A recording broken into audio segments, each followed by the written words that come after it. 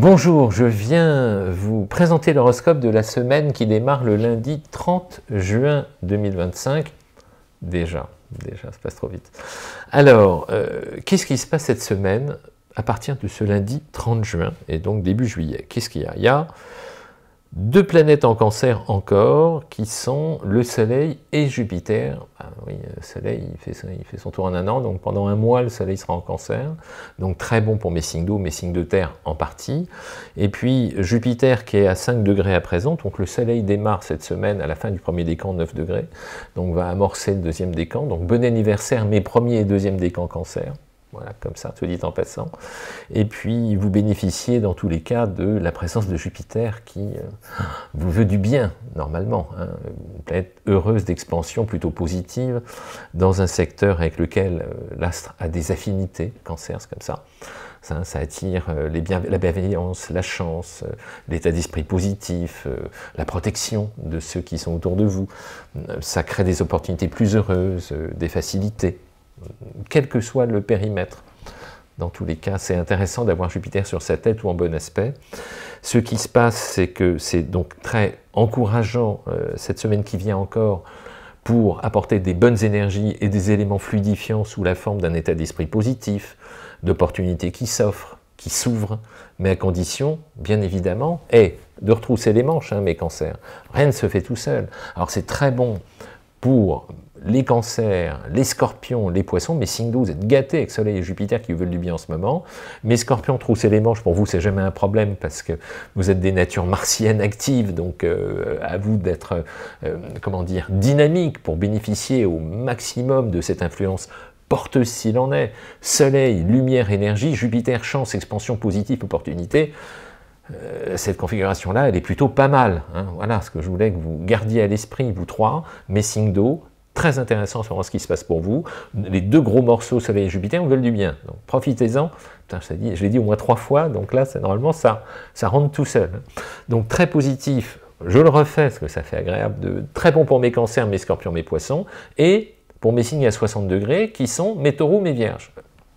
Vous 5, plein pot, période positive pour essayer de faire avancer des projets, clarifier ce qui doit l'être, prendre de l'expansion dans ce qu'il mérite, vous concentrer sur ce qui fonctionne, pas polariser sur ce qui coince, mettre de côté ce qui bloque pour aller droit devant. Voilà, c'est ça que je vous encourage à faire, bien évidemment en bordant tout ce que vous faites, mais l'état d'esprit est plutôt à aller vers du positif. Voilà, on va pas, après, chacun a sa vie, son contexte de vie individuel qui permet de déployer ces belles dispositions ou pas. Hein. Le mode de vie individuel de chacun influence bien évidemment de façon majeure, majoritaire. Je le rappellerai jamais assez, parce que j'ai des petits commentaires de temps en temps, ceux qui me disent, voilà, j'ai Jupiter sur ma tête, normalement ça doit être une période formidable, mais il m'arrive rien. Ben, il fait rien s'il n'y a rien, on ne peut pas faire avec rien. Il faut être dynamique.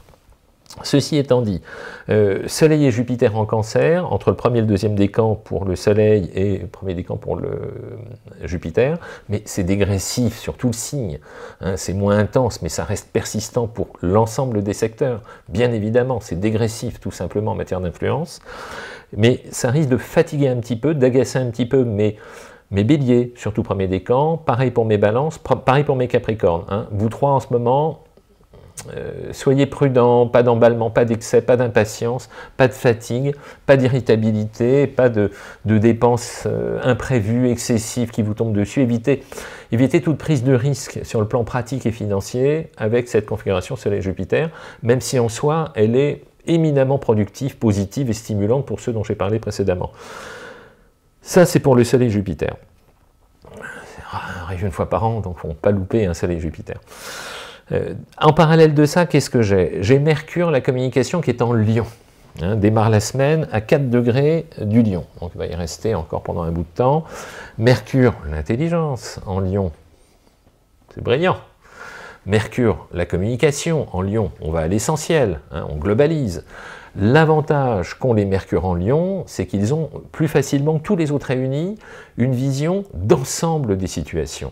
C'est un peu le syndrome Napoléon, c'est-à-dire qu'on verticalise une idée, un contexte, une discussion, les enjeux, tac, on les repère parce qu'on a un coup d'avance, on a verticalisé en voyant en hauteur tout ce qui se joue, donc vous avez, avec Mercure en Lion, la capacité d'aller plus vite à l'essentiel, aller droit au but, et piger l'information centrale directrice sans vous perdre sur des détails. C'est votre force, votre talent, indiscutablement. Mais ce Mercure en Lion qui pige vite et qui va à l'essentiel a des points faibles, notamment son absence de pédagogie. Comme lui, il comprend tout de suite, il a du mal à comprendre que les autres, ils mettent plus de temps à assimiler toutes les informations en question. C'est comme ça, on est tous différents.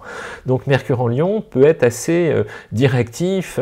Moi, j'ai compris, si vous ne comprenez pas, c'est que vous n'êtes pas aussi intelligent que moi. C'est un peu comme ça que parfois on l'entend avec Mercure en Lion, ça peut agacer. Et puis passer en force, monter en volume, lorsque Mercure est en signe de feu, prudence sur ce point-là. Dans tous les cas, très stimulant intellectuellement pour mes béliers, mes lions, mes sagittaires, mes gémeaux et mes balances. Cette position de Mercure dans le signe du lion vous favorise tous les 5, indiscutablement. Et puis, attention à ne pas prendre les choses au premier degré si vous avez des positions qui sont au carré en opposition. Donc, Verseau, l'opposition de Mercure fait que, attention à ce que vous dites, soyez un peu prudent.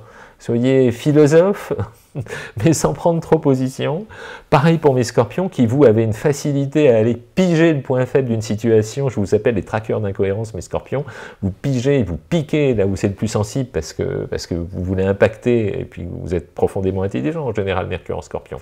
Et puis également mes taureaux, vous braquez pas, vous figez pas. Si le ton monte, fermez pas les écoutilles.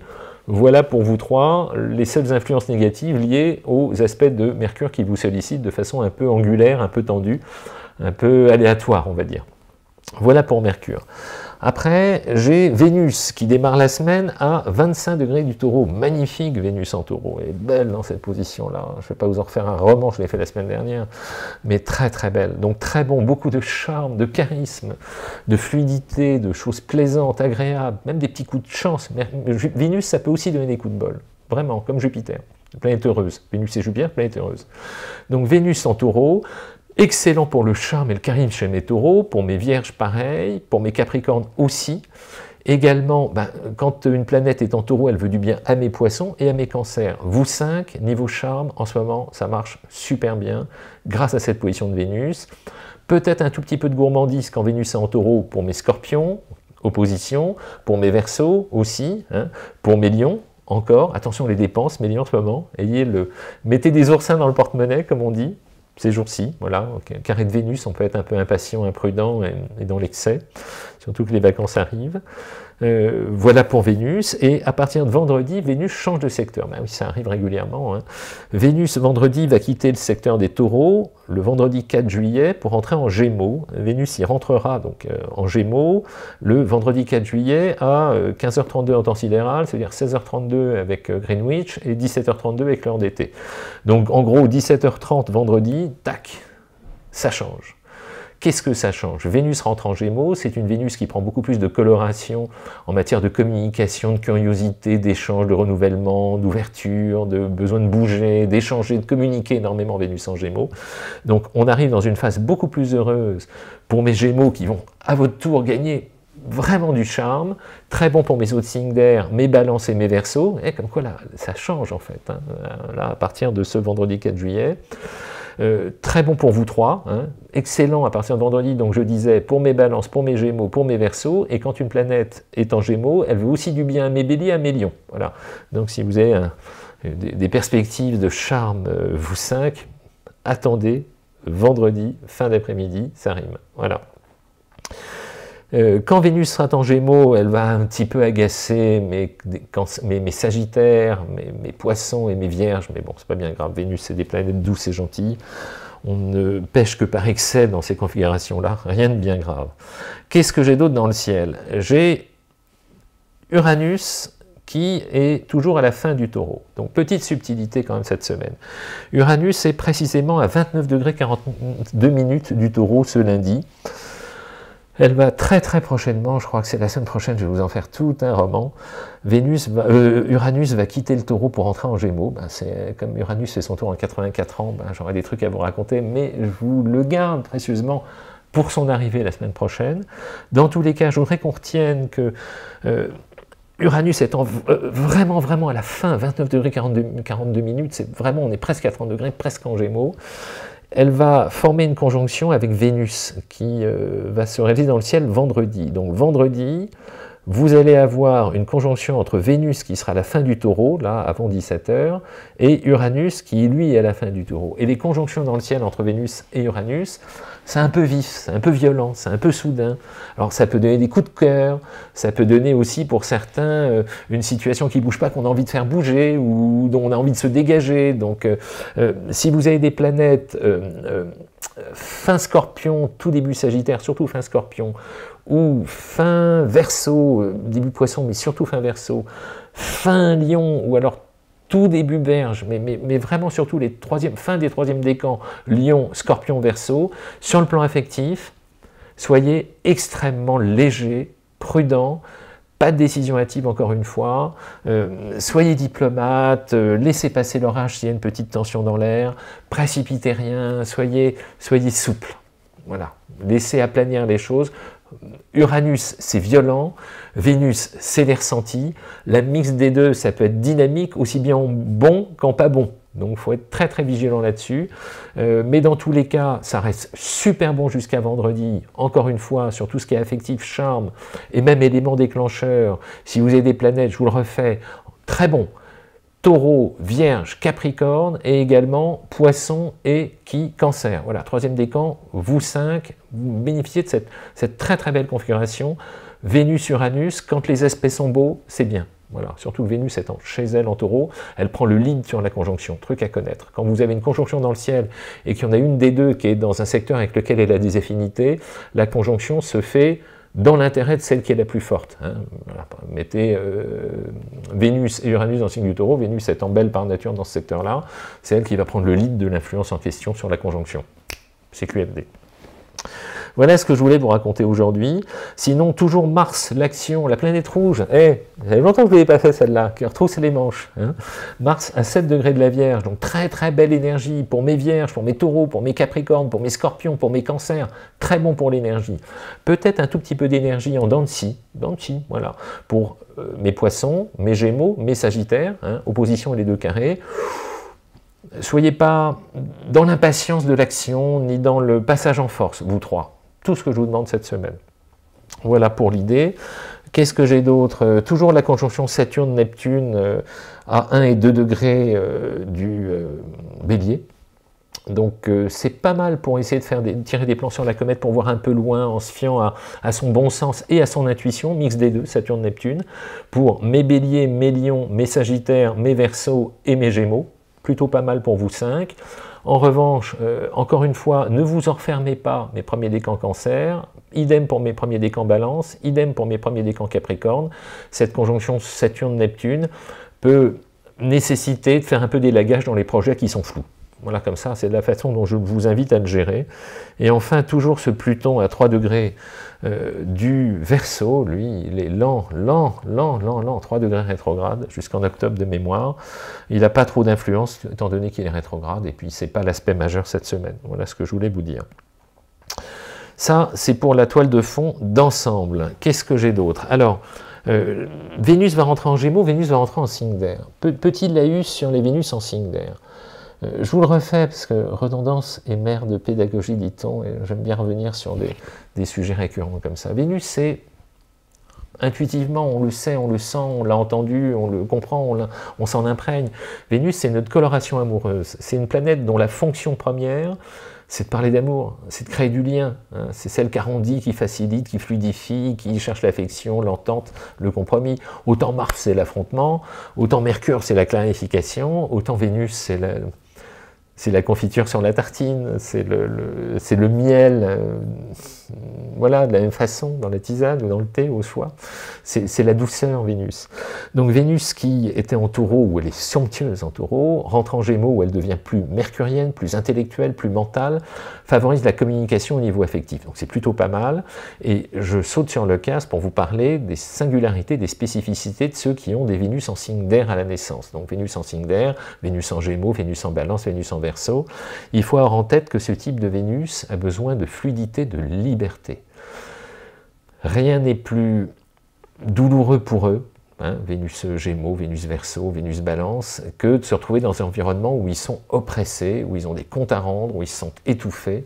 Ce sont des Vénus qui ont besoin d'être interactives, de communiquer, d'échanger, d'être légers, d'être un peu libres, tout simplement un peu libres, pas être envahis. Voilà, c'est ça que je voudrais qu'on retienne. Donc si vous avez dans votre périmètre des profils qui, ou vous-même, ou autour de vous, qui ont des Vénus en signe d'air, laissez-les bouger, laissez-les voir du monde. Hein. Ils seront encore plus heureux, encore plus charmants et encore plus épanouis. C'est dit. Hein. Vous vous souvenez, hein, Vénus en signe de feu, c'est la passion. Vénus en signe de terre, j'ai besoin de consolider, de construire. Vénus en signe d'eau, j'ai besoin de ressentir et de laisser une part importante à l'imagination, à l'intuition, au feeling, au non-dit, au palpable, au sens au-delà des mots. Mais les Vénus en signe d'air, c'est de l'air, quoi. Ils ont besoin d'air. Voilà ce que je voulais vous dire aujourd'hui. Enfin, dernier point, 3 citations comme je les aime, hein, que j'ai notées grâce à toutes les adorables citations que vous me laissez dans les commentaires. La première, Michel nous fait parvenir une citation de Marc Aurèle. Marc Aurèle, voilà ce qu'il a écrit. En te levant le matin, rappelle-toi combien est le privilège de vivre, de respirer, d'être heureux. Profitons-en, pendant qu'on peut.